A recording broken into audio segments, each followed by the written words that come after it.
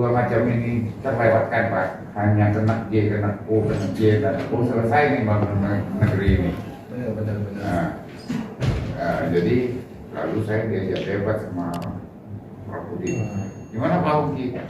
Kedokteran lah, kedokteran Pak. Oke, mulianya tinggi Pak, tapi efektivitasnya rendah. Kita ngadepin orang sakit, saya ini udah cukup. Saya dulu punya apotek, punya laboratorium. Apapun yang menyebabkan Anda berhasil, jika banyak yang sakit. Jadi itu bertolak belakang. Memang kita mau bantu orang sakit, tetapi untuk kita berhasil, tingkat orang sakitnya harus tinggi. Jadi ada wabah kayak gini semua. Cuma kan jomplang.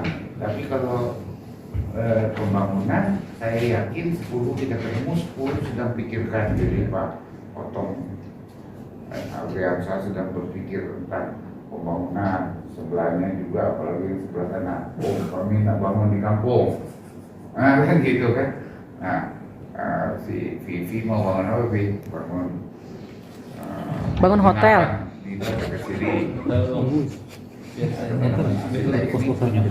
Harus upgrade dalam hal menemani pihak yang ingin.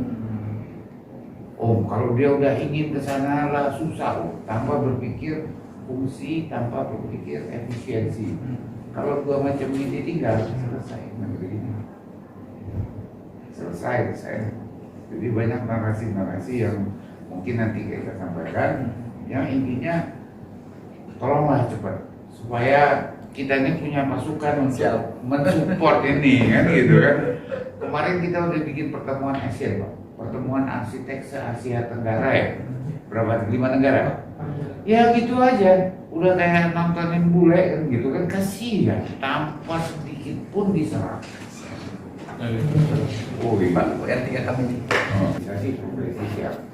Jadi dari pusat sudah kita udah hubungi Pak, dari seksi profesi arsitektur organisasi bidang kependidikan yang sekarang lagi ngurusin apa? Omnibus Law. Itu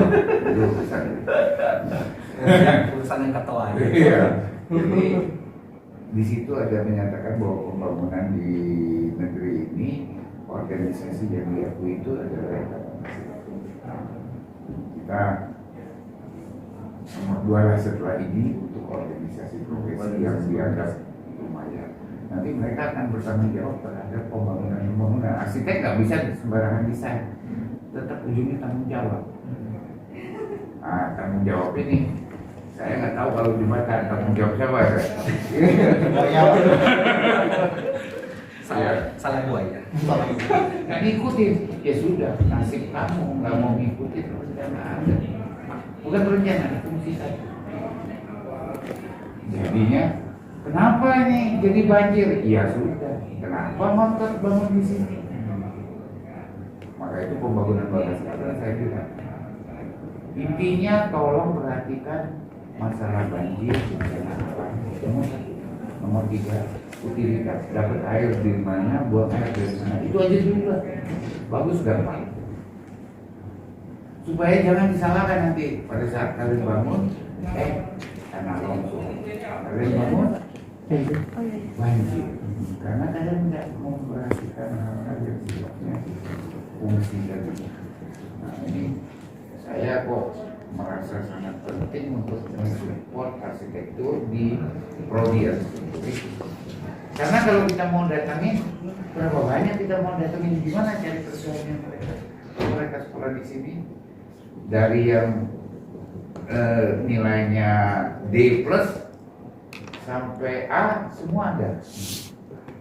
Jadi bisa saling mengisi dan negeri ini lebih cepat majunya. Minimal nggak fondasinya jelas. Fondasinya jelas. Jadi pembangunannya itu dasarnya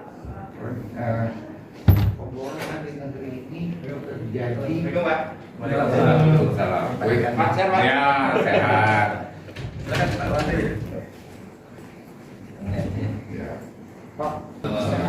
Alhamdulillah, puji syukur kepada Allah yang senantiasa memberi kita kesehatan dan nikmat yang tiada terkira. Nikmat sehat ini adalah nikmat yang tidak terkira untuk kita semua.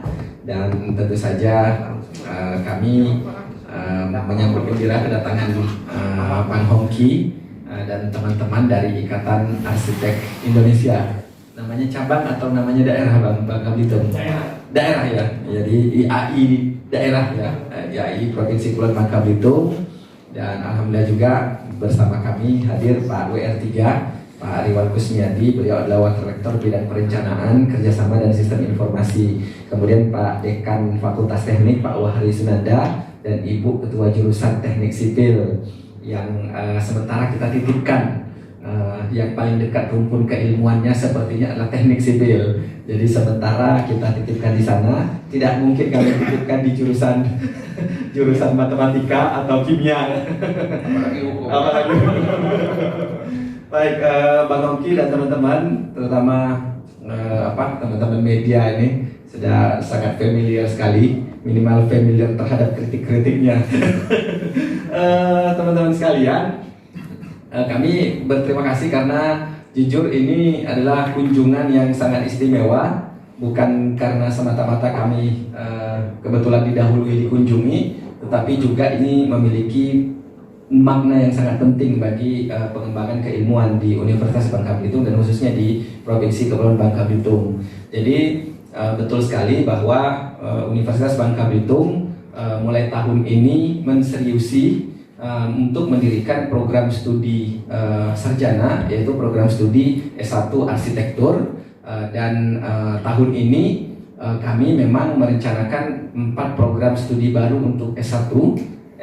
Salah satunya adalah teknik arsitektur, kemudian satunya lagi adalah bisnis digital, kemudian perencanaan wilayah dan tata kota, dan satu lagi adalah teknologi informasi. 4 prodi ini sedang disusun instrumennya. Kalau dulu naskah akademik, sekarang namanya instrumen. Sekarang instrumennya sedang disusun, dan alhamdulillah Pak Wahri kami beri waktu yang sangat singkat untuk melaksanakannya, dan insya Allah mungkin dalam waktu dekat bundelan naskahnya sudah dikirim ke kami, sudah melalui proses workshop di tingkat fakultas, dan tentu saja harapan kami naskah ini bisa segera diverifikasi oleh universitas. Langkah berikutnya Bang adalah mengirimkan ke L2 Dikti, dulu namanya Kopertis, sekarang L2 Dikti, untuk mendapatkan rekomendasi. Rekomendasi yang didapatkan dari L2 Dikti itu nanti isinya 2 poin. Yang pertama adalah tingkat kejenuhan program studinya, yang kedua adalah kontinuitas. Kejenuhan itu nanti akan terlihat, misalnya salah satunya apakah sudah ada program studi sejenis di wilayah provinsi kita. Dan alhamdulillah insya Allah karena tidak ada kompetitor, ini the only one ya. Jadi ini hanya satu-satunya yang ada di provinsi Kepulauan Bangka, sehingga kejenuhannya insya Allah tidak akan jenuh. Kemudian yang kedua berkenaan dengan kontinuitasnya, ini soal bagaimana nanti program studi ini berjalan sepanjang waktu dan kemudian kebermanfaatannya untuk lingkungan sosial, itu yang jelas lingkungan di sekelilingnya, dan sejauh mana dibutuhkan. Narasi itu nanti akan muncul sebagai bentuk rekomendasi dari L2 Dikti, dan selanjutnya nanti barulah kami upload ke sistem Silem Kerma namanya. Silem Kerma yang dimiliki oleh Dikbud. Dari Dikbud itu nanti baru kemudian kalau dirasa perlu verifikasi atau visitasi lapangan mereka akan berkunjung. Kalau dirasa tidak perlu mereka langsung menerbitkan izin operasional. Setelah izin operasional itu terbitlah baru kami memiliki kewenangan atau hak untuk merekrut mahasiswa baru. Jadi memang perjalanannya mungkin tahapannya masih cukup panjang, tetapi hitung mundurnya sudah kita mulai. Jadi hitung mundurnya sudah kita mulai. Alhamdulillah Pak Wahri dan teman-teman juga sudah bekerja dengan cepat. Dalam waktu dekat mungkin minggu-minggu ini akan segera masuk dokumennya. Kami telah lagi di tingkat universitas. Nanti baru kami kirimkan ke Dikbud dan ke L2 Dikti. Di L2 Dikti kami presentasi Bang. Kami akan paparan untuk apakah ini disetujui rekomendasi atau tidak. Kalau tidak kami harus berjuang lagi untuk meyakinkan. Tapi alhamdulillah berita baiknya adalah Direktur L2 Dikti yang baru saja dilantik minggu lalu itu adalah orang Bangka, Prof. Yuliansa, yang alumni SMA 1 Pangkal Pinang, teman sekolahnya beliau. Jadi insya Allah mudah-mudahan lah beliau dari Unila, beliau profesor di Unila dan memang orang Pangkal Pinang, dan mudah-mudahan itu memberikan koneksi yang cukup baik bagi kita untuk merekomendasikan program studi ini. Bersama-sama dengan program studi 4 program studi S1 itu kami juga sedang menyiapkan dan dalam waktu dekat mungkin sudah masuk ke Dikbud, sudah masuk ke L2 Dikti 3 program studi S2. Yang pertama adalah S2 Magister Ilmu Pertanian, sudah keluar rekomendasinya dari L2 Dikti dan tinggal diupload ke Silankerma. Kemudian S2 Magister Hukum, kemudian S2 Magister Manajemen, ini tanggal 5 diundang L2 Dikti untuk paparan. Insya Allah mudah-mudahan 3 program studi S2 itu nanti tahun depan mungkin kalau lancar mulai menerima mahasiswa S2. Kami berharap begitu Bang. Kemudian memang S1 Arsitektur ini sudah ada di dalam rencana induk pengembangan kami. Tahun kemarin kami putuskan ya Pak Wahria, cuma memang eksekusinya kami percepat, harusnya memang sampai waktunya tanggal 2022 di kami itu, tetapi kami percepat karena memang kami punya prinsip yang sederhana bahwa universitas itu kalau mau besar, program studinya harus banyak, mahasiswanya harus banyak. Itu salah satunya.